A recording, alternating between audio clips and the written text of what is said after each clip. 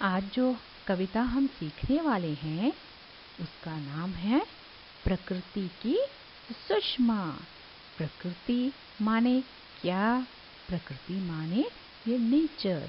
Nature में क्या सब चीजें आती हैं? पेड़ आते हैं, पौधे आते हैं, नदियाँ आती हैं, झीलें झरने सब आते हैं और पशु पक्षी, भिन्न प्रकार के पशु पक्षी सब आते हैं। तो इन सब के कारण ही ये नेचर हमें बहुत सुंदर दिखता है ना? आपको पता है ना, हमें बहुत, हमारा मन अगर उदास हो और हम अच्छे से जगह पर जाएं तो हमें क्या, हरी हरी जगहों पर जाए तो क्या लगता है हमें, हम खुश हो जाते हैं क्योंकि ये बहुत सारी भिन्न चीजों से बनी है। तो कविता का नाम भी तो यही है, प्रकृति की सुषमा। सुषमा मतलब सुंदरता। तो ये भिन्न प्रकार के पशु पक्षी, पेड़ पौधे आदि के कारण ही ये प्रकृति बहुत ही सुंदर है। तो इसीलिए कविता का नाम भी हमें दिया गया है, कौन से? प्रकृति की सुषमा, प्रकृति की सुंदरता। चलो हम लोग अब कविता की तरफ चलते हैं। मैं पढ़ती हूँ, आप सुनिएगा। चलो बच्चों, पहले हम पहले पंक्ति की व्याख्या करते हैं। पहली पंक्ति को मैं पहले पढ़ूंगी, आप लोग सब सुनिएगा। आसमान पर चमका सूरज, दूर हुआ अंधियारा, चंदा ने आकर नभ को दिया रूप एक प्यारा। झिलमिल झिलमिल तारे आए, चमकीले चमकीले, आसमान पर छाए देखो कितने नीले पीले। तो यहाँ पर कवि कहते हैं आसमान पर चमका सूरज। चमका सूरज मतलब चमकना, मतलब शाइनिंग, शाइन करना। सूरज मतलब सन। सूरज को और भी क्या कहते हैं हम? पर्यायवाची सूरज का और भी है, सूर्य कहते हैं, रवि भी कहते हैं, दिनकर भी कहते हैं, प्रभाकर भी कहते हैं। ये सब सूरज के पर्यायवाची हैं। तो कवि क्या कहते हैं? आसमान पर चमका सूरज। आसमान मतलब आकाश, नभ। आकाश पर क्या होता है? सूरज चमक उठता है। कब चमकता है? जब दिन होता है ना? तो आसमान पर चमका सूरज, जब तो आसमान पर सूरज चमक उठता है तो क्या होता है? दूर हुआ अंधियारा। अंधियारा मतलब अंधकार। अंधकार मतलब डार्कनेस। डार्कनेस दूर हो जाता है सूरज के आने से। अंधियारा दूर हो जाता है, डार्कनेस दूर हो जाता है।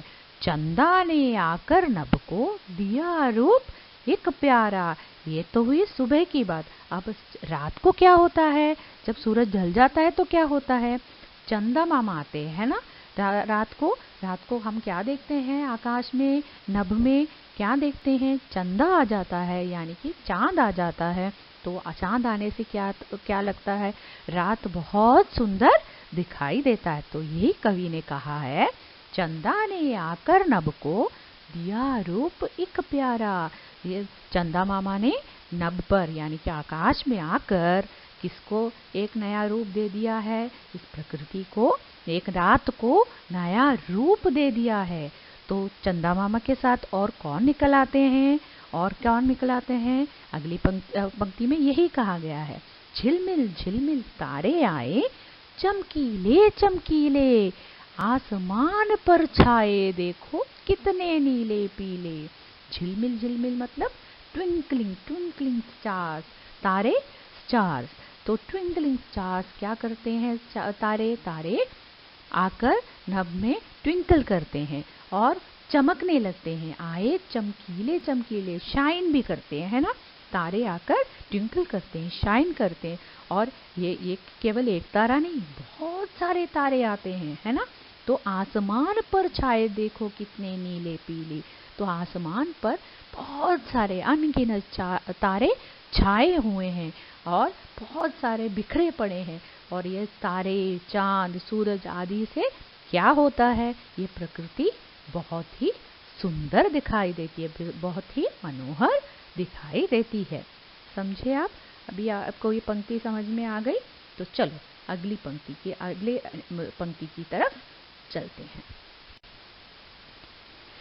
नदियां बहती, झरने झरते, रंग बिरंगे पुष्प हैं खिलते, विविध तरह के फल फूलों से प्रकृति के सुंदर रंग झलकते।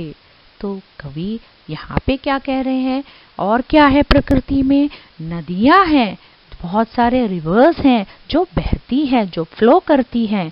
नदियां बहती और झरने, छोटे छोटे स्ट्रीम्स, झरने मतलब स्ट्रीम्स है, झरते हैं, वो छोटे छोटे जो स्ट्रीम्स हैं वो ऊपर से गिरते हैं, है ना।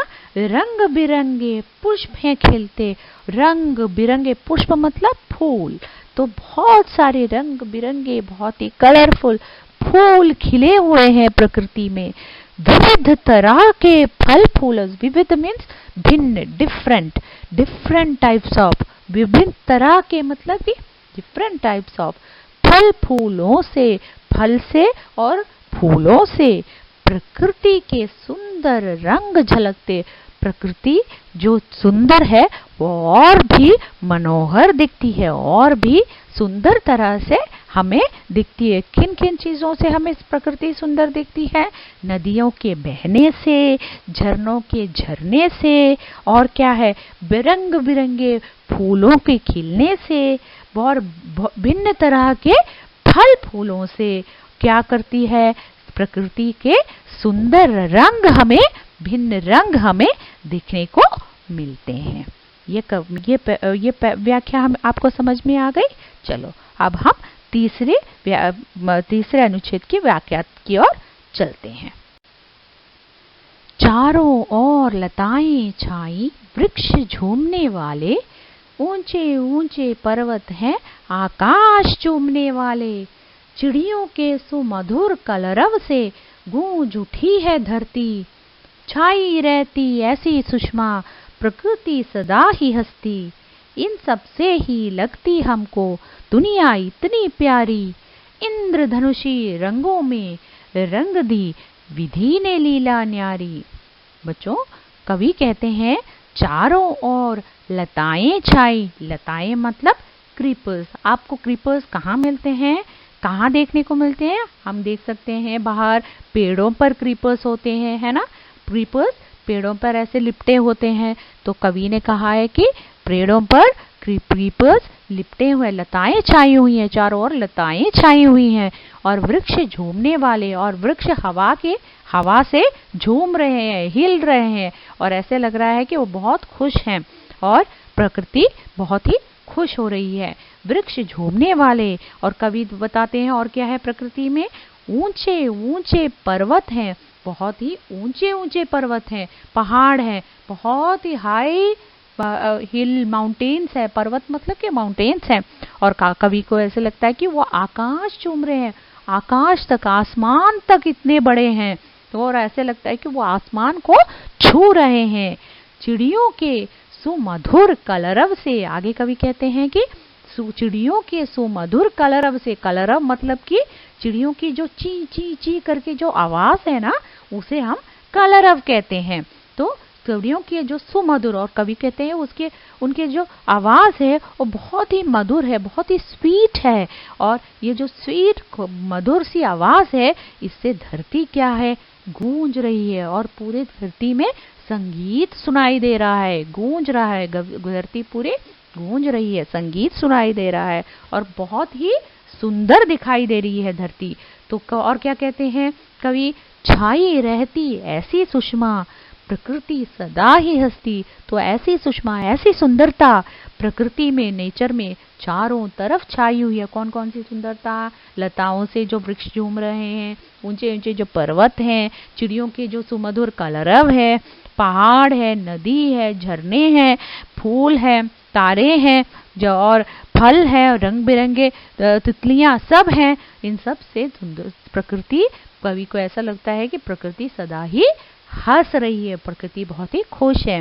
इन सब से ही लगती हमको दुनिया इतनी प्यारी, इतनी कवि कहते हैं आगे कि ये दुनिया हमें इतनी प्यारी क्यों लगती है, इतनी सुंदर क्यों लगती है। इन सब चीज़ों से ही हमारी प्रकृति सुंदर है और सुंदर हमें लगती है। और प्रकृति को बनाया किसने है? ऑब्वियसली प्रकृति को किसने बनाया है? ईश्वर ने बनाया है। तो आगे वाली पंक्ति में यही कहा है कि इंद्रधनुषी रंगों में रंग दी विधि ने लीला न्यारी। विधि मतलब कि ईश्वर ने इंद्रधनुषी रंगों से, इंद्रधनुषी रेनबो कलर से क्या कर दी है? ये जो प्रकृति है इसको रंग दी है, इसको कलर कर दिया है। और इससे जिससे हम बहुत खुश होते हैं प्रकृति को देखकर। और हमें क्या करना चाहिए? इस प्रकृति को हमेशा इसकी इस कलर्स को, इस सुंदरता को बहुत ही संभाल के रखना चाहिए। इस प्रकृति में ना केवल हम हैं और भी जीव जंतु हैं, उनके लिए भी हमें प्रकृति सुंदर बना के रखनी चाहिए और हमेशा प्रकृति को साफ रखना चाहिए। तो इसी पर हम एक कहानी भी सुनते हैं। आगे चलो हम कहानी की तरफ चलते हैं। आगे हम कहानी सुनेंगे, फिर आगे की तरफ चर्चा करेंगे। चलो चलते हैं। ना इसका सारांश ये हुआ कि पूरी कविता पढ़ने के बाद हम ये कह सकते हैं कि ईश्वर ने सूरज, चांद, तारों, नदी, झीलों, पर्वतों, झरनों, फल फूलों आदि से ये सुंदर संसार सजाया है। इंद्रधनुषी रंगों से पूरी दुनिया को रंगीन और खुशहाल बनाया है। मनुष्य को ये ध्यान रखना चाहिए कि इस सुंदर संसार को हमेशा सुंदर ही बनाए रखे। सभी जीव जंतुओं के साथ खुशी खुशी इस सुंदर प्रकृति में जीवन व्यतीत करें। ओके बच्चों, आप लोगों को कविता समझ में आ गई ना? अब हम कविता के संबंधित कुछ प्रश्न करेंगे, प्रश्न पर ध्यान देंगे। तो पहला प्रश्न है, अंधियारा कब दूर हो जाता है? मतलब कि डार्कनेस कब दूर हो जाता है? कब हम बाहर डार्क नहीं होता है, अंधेरा कब नहीं होता है, कब दूर होता है? आपने कविता में सीखा ही है ना कि आसमान में जब सूरज निकलता है तब डार्कनेस दूर होता है ना? आप लोगों को पता ही है। तो इसका उत्तर क्या होगा? आसमान में सूरज के निकलने से अंधियारा दूर हो जाता है। अभी दूसरे प्रश्न की तरफ चलते हैं। प्रकृति के सुंदर रंग कैसे झलकते हैं? जो प्रकृति है, हमारा नेचर है, उसकी सुंदरता हम कैसे देख सकते हैं? किन किन चीजों से में देख सकते हैं? कविता में ये तो बहुत ही विशद रूप में बताया गया है। वहाँ कविता में बताया गया है, याद है आपको, कि नदियों में, झरनों में, फल फूलों के खिलने से आदि से सुंदरता हमें दिखाई देती है ना, प्रकृति की। तो इसका उत्तर क्या होगा? उसका उत्तर होगा, जब नदियां बहती हैं, झरने झरते हैं और जब चारों ओर भिन्न प्रकार के फल फूल लगते हैं, तब प्रकृति के सुंदर रंग झलकते हैं, है ना।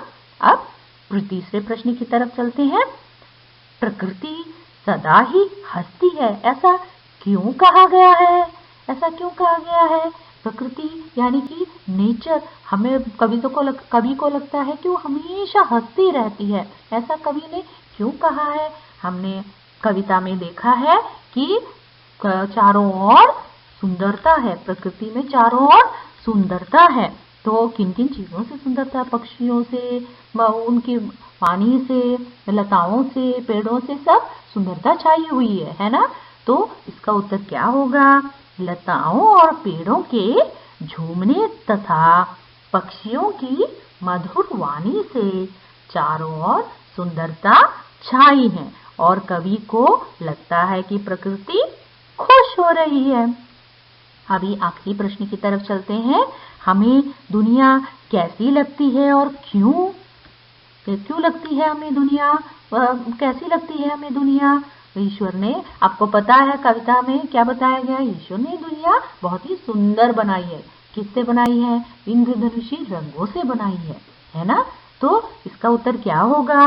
ईश्वर ने भिन्न इंद्रधनुषी रंगों से दुनिया बनाई है, इसलिए हमें दुनिया सुंदर और प्यारी लगती है। ओके, आप लोग सब समझे अभी?